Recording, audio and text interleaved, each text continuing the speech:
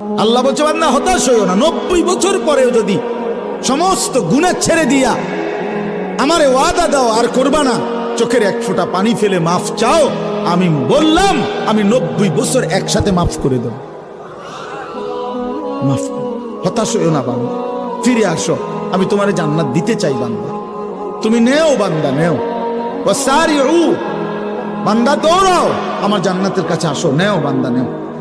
কোরআন শরীফ আল্লাহ ডাক দিছে, বান্দা আও না, আও না বান্দা, নেও না,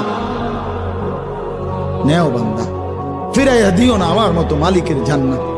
ইজা রাআইতা সাম্মা রাআইতা নাঈমান ওয়া মুলকান কাবীরা।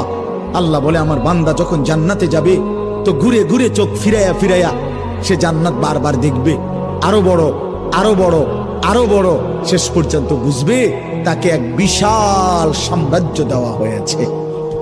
সবচেয়ে ছোট ফেরেশতা